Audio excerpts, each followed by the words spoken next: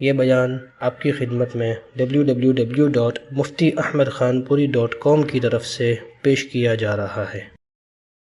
بسم اللہ الرحمن الرحیم۔ الحمدللہ رب العالمین والصلاة والسلام علی سید الانبیاء والمرسلین سیدنا و نبینا و حبیبنا و شفیعنا محمد و آلہ و اصحابہ اجمعین۔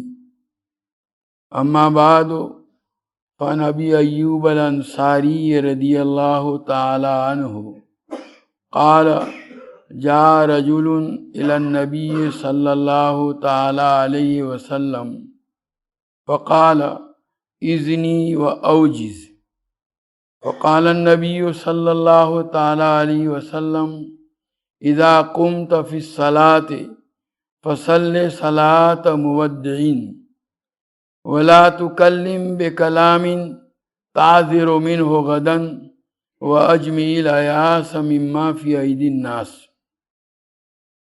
یہ ایک حدیث ہے جس کی روایت کرنے والے صحابی حضرت ابو ایوب انصاری رضی اللہ تعالی عنہ ہیں، جن کا نام ہے خالد ابن زید، اور جن کو اللہ تبارک و تعالیٰ نے نبی کریم صلی اللہ تعالی علیہ وسلم کی میزبانی کا شرف عطا فرمایا۔ فرماتے ہیں کہ ایک آدمی نبی کریم صلی اللہ تعالی علیہ وسلم کی خدمت میں حاضر ہوا اور آ کر کے اس نے درخواست کی اذنی و اوجز، کہ اللہ کے رسول آپ مجھے کوئی نمائیے، سر نصیحت فرمائیے۔ نصیحت کی درخواست تو کی، ساتھ میں قید بھی لگا دی۔ معلوم ہوا کہ اگر آپ سے کوئی نصیحت چاہنے والا مختصر نصیحت چاہے تو بھی آپ کو ناراض نہیں ہونا چاہیے، مختصر نصیحت اس کو کر دینی چاہیے۔ آپ کی بات اگر اس کے دل میں اتر گئی اور اس نے ہدایت کا راستہ اختیار کر لیا تو آپ کے لیے بڑی سعادت کی بات ہے۔ سیدنا حضرت علی رضی اللہ تعالیٰ عنہ کو نبی کریم صلی اللہ تعالیٰ علیہ وسلم نے فرمایا لَن يَهْدِيَ اللَّهُ بِكَ رَجُلًا خَيْرٌ لَكَ مِنْ حُمُرِ النَّعَمِ۔ اے علی، تمہارے ذریعے اللہ تعالیٰ اگر کسی آدمی کو ہدایت دے دیں تو تمہارے لیے سرخ اونٹوں سے بہتر ہے۔ عرب میں سرخ اونٹ سب سے اعلیٰ اور عمدہ مال سمجھا جاتا تھا۔ تو بہرحال اس آدمی نے آ کر جب یہ درخواست کی تو نبی کریم صلی اللہ تعالیٰ علیہ وسلم نے 3 باتیں ارشاد فرمائی۔ اذا قمت فی الصلاۃ فصل صلاۃ مودعین، جب تم نماز کے لیے کھڑے ہو تو اس آدمی کی سی نماز پڑھو جو دنیا کو الوداع کہہ رہا ہو۔ دیکھو، نماز اس کی بڑی اہمیت ہے اسلام کے اندر، اور اس کو اسلامی ارکان کے اندر بنیادی رکن قرار دیا گیا ہے۔ نبی کریم صلی اللہ تعالیٰ علیہ وسلم کا ارشاد ہے الصلاۃ و عماد الدین، من اقامہا فقد اقام الدین ومن ہدمہا فقد ہدم الدین۔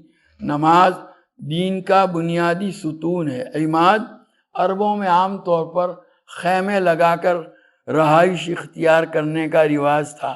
خیمے میں بیچ کا جو ستون ہوتا ہے اس کو عربی زبان کے اندر عماد کہتے ہیں، اور اسی پر پورا خیمہ قائم ہوتا ہے۔ وہ اگر گر جائے تو خیمہ ختم ہو جاتا ہے۔ تو نبی کریم صلی اللہ تعالیٰ علیہ وسلم نے نماز کو گویا خیمے کے بنیادی ستون کے ساتھ تشبیہ دیتے ہوئے فرمایا کہ نماز دین کا بنیادی ستون ہے۔ جس نے اس کو قائم کیا اس نے گویا نماز کو دین کو قائم کیا، اور جس نے اس کو گرا دیا گویا اس نے دین کو گرا دیا۔ اور ایک اور ارشاد نبی کریم صلی اللہ تعالیٰ علیہ وسلم کا ہے لا حظ فی الاسلام لمن لا صلاۃ لہ، جو آدمی نماز نہ پڑھے اسلام کے اندر اس کا کوئی حصہ نہیں۔ ایک اور ارشاد میں نبی کریم صلی اللہ تعالیٰ علیہ وسلم نماز کو تشبیہ دیتے ہیں کہ آدمی کے جسم میں سر کو جو حیثیت حاصل ہے، دین میں نماز کو وہی حیثیت حاصل ہے۔ جیسے اگر کسی کا سر کاٹ دیا جائے تو وہ آدمی ختم ہو جاتا ہے، اسی طرح اگر آدمی نماز نہ پڑھے تو اس کا دین باقی نہیں رہے گا۔ اس لیے نماز ایک بڑا اہم رکن ہے، شریعت مطہرہ نے اس کی بڑی تاکید فرمائی۔ قرآن پاک میں باری تعالیٰ نے جگہ جگہ وَأَقِیمُوا الصَّلَاۃَ، نماز کو قائم کرو۔ دیکھو جو لوگ عربی جانتے ہیں وہ سمجھتے ہیں کہ نماز کے لیے عربی میں بولا جاتا ہے صلی، نماز پڑھی، تو صلو نہیں فرمایا، اقیم الصلاۃ فرمایا۔ حضرت عبداللہ ابن عباس رضی اللہ تعالیٰ عنہ فرماتے ہیں کہ اقامت صلاۃ کا مطلب ہے کہ نماز کو اس کے تمام فرائض، واجبات، سنن، مستحبات اور آداب کی رعایت کرتے ہوئے ادا کرنا۔ تو خالی پڑھ لینا نہیں، بلکہ اس کے تمام چیزوں کی رعایت کرتے ہوئے، اور پھر اس میں بھی خشوع کا اہتمام ہو۔ قرآن پاک میں باری تعالیٰ کا ارشاد ہے قد افلح المؤمنون الذین هم فی صلاتہم خاشعون، وہ ایمان والے کامیاب ہیں، فلاح یاب ہیں، ان ایمان والوں کو دنیا اور آخرت کی خوشحالی حاصل ہے جو اپنی نماز کو خشوع کے ساتھ ادا کرتے ہیں۔ تو خالی نماز پڑھ لینا یہ مطلوب نہیں، بلکہ نماز کے اندر خشوع ہونا چاہیے، ہمارا دل اللہ کی طرف متوجہ رہے۔ دو لفظ ہوتے ہیں، ایک تو خشوع اور ایک ہے خضوع۔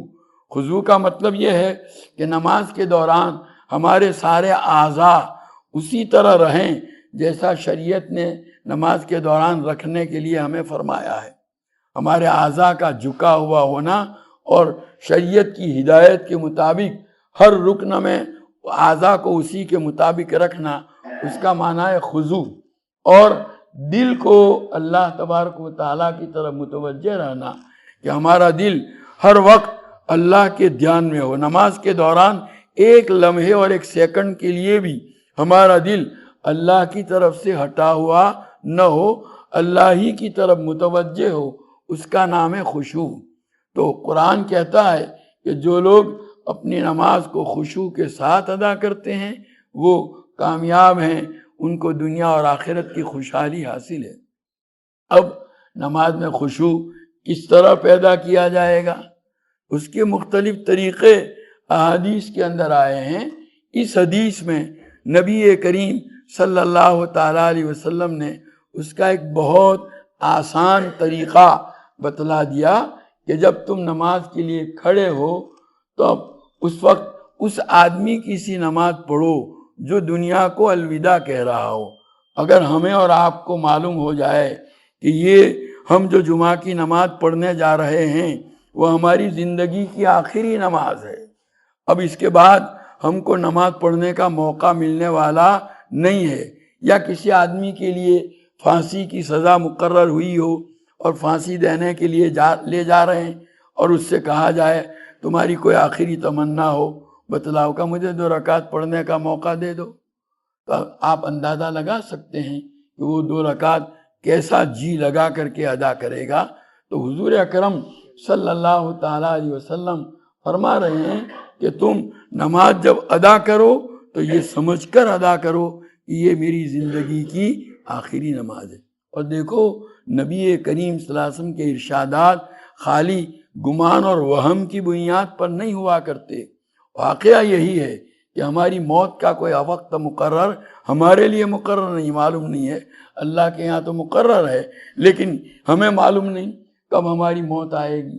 ہو سکتا ہے ابھی آ جائے، ہو سکتا ہے نماز کے بعد آ جائے، ہو سکتا ہے کل آ جائے۔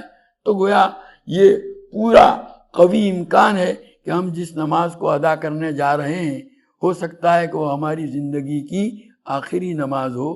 تو نبی کریم صلی اللہ تعالیٰ علیہ وسلم اس آدمی کو نصیحت فرما رہے ہیں کہ جب تم نماز پڑھو تو اس تصور کے ساتھ اور اس خیال کے ساتھ پڑھو کہ یہ میری زندگی کی آخری نماز ہے۔ ظاہر ہے اس کے نتیجے میں نماز کے اندر جو جی لگے گا، خشوع پیدا ہوگا، وہ گویا اس کے علاوہ حاصل نہیں ہو سکتا۔ ایک نصیحت تو نبی کریم صلی اللہ علیہ وسلم نے یہ فرمائی، اور دوسری نصیحت فرمائی وَلَا تُكَلِّمْ بِكَلَامٍ تَعْذِرُ مِنْهُ غَدًا، کوئی بات اپنی زبان سے ایسی مت نکالو جس کے متعلق کل کو تم معذرت پیش کرو۔ آدمی کبھی کوئی بات زبان سے نکال دیتا ہے، لوگ اس کو متوجہ کرتے ہیں، بھئی یہ تم نے کیا کہا؟ کیا کہا؟ کہا بھئی تم اس طرح بولے، کہ بھائی میری بھول ہو گئی، مجھے ایسا بولنا نہیں چاہیے تھا۔ تو حضور اکرم صلی اللہ تعالیٰ علیہ وسلم نصیحت فرماتے ہیں کہ بھئی لوگوں کے توجہ دلانے کے بعد آپ معذرت پیش کریں، اس کے بجائے پہلے سے ہی اگر سوچ کر کے بولے ہوتے تو اس طرح معذرت پیش کرنے کی نوبت نہ آتی۔ ہماری زبان سے ایسے کلمات نکلتے ہیں، قینچی کی طرح چلتی ہے۔ حدیث میں آتا ہے نبی کریم صلی اللہ علیہ وسلم هل يكب الناس الا حصائد السنتهم هل يكب الناس في النار الا حصائد السنتهم، کہ کیا لوگوں کو اوندے منہ جہنم کے اندر ان کی زبانوں کی کاٹی ہوئی کھیتیاں ڈالے گی۔ تو زبان جو ہے بہت اہمیت رکھتی ہے۔ نبی کریم صلی اللہ علیہ وسلم نے ایک اور موقع پر نصیحت فرمائی کہ اس کو کنٹرول میں رکھو۔ بخاری شریف کی روایت ہے، حضور فرماتے ہیں من یضمن لی ما بین لحییہ و ما بین رجلیہ اضمن لہ الجنہ، جو آدمی اپنے اس عضو کی جو دو جبڑوں کے درمیان میں ہے یعنی زبان، اور اپنے اس عضو کی جو دو ٹانگوں کے درمیان میں ہے یعنی شرمگاہ، اس کی مجھے گارنٹی دے کہ ان اعضاء کو غلط استعمال نہیں کرے گا، تو حضور فرماتے ہیں میں اس کو جنت کی گارنٹی دیتا ہوں۔ تو زبان کی اہمیت بڑی ہے، اس کی حفاظت کرنی چاہیے، سوچ کر بولنا چاہیے تاکہ بعد میں پھر معذرت کی نوبت نہ آوے۔ اور تیسری بات فرمائی وَأَجْمِلْ الْعَيَاسَ مِمَّا فِي أَيْدِي النَّاسِ، لوگوں کے ہاتھ میں جو کچھ ہے، لوگوں کے پاس مال و دولت ہے، اس کی طرف سے اپنے آپ کو مایوس کر لو۔ اللہ تعالیٰ نے انسان کے دل میں ایک حرص اور طمع کا مادہ رکھا ہے، لالچ کا۔ تو وہ لالچ والا مادہ جو ہے نا، آدمی کو ہر وقت عجیب عجیب خیالات، یہ مجھے کچھ دے دے گا، یہ میری خدمت میں یوں پیش کرے گا، گویا یہ طمع اور حرص جو ہے وہ انسانوں کی طرف آدمی کو اس سے جھوٹی امیدیں دلواتی ہے۔ نبی کریم صلی اللہ علیہ وسلم فرماتے ہیں کہ بس لوگوں کے پاس جو کچھ بھی اس کی طرف سے اپنے آپ کو مایوس کر لو، اگر امید رکھنی ہے تو اللہ سے رکھو۔ وہ ذات جس نے بغیر مانگے ہوئے ہزاروں اور جو ہے لاکھوں نعمتوں سے ہمیں نوازا، وہ سب کچھ ہماری ضرورتیں پوری کرنے والا ہے، اسی سے امید بھی رکھنی چاہیے، اسی سے سوال بھی کرنا چاہیے۔ اکبر الہ آبادی کہتے ہیں خدا سے مانگ جو کچھ مانگنا ہے یہ اکبر، یہ وہ در ہے جہاں آبرو نہیں جاتی۔ اللہ تبارک تعالی ہم سب کو نبی کریم صلی اللہ علیہ وسلم کی ان نصیحتوں پر عمل کرنے کی توفیق اور سعادت عطا فرمائے۔ وآخر دعوانا الحمدللہ رب العالمین۔ یہ بیان آپ کی خدمت میں www.muftiahmedkhanpuri.com کی طرف سے پیش کیا جا رہا ہے۔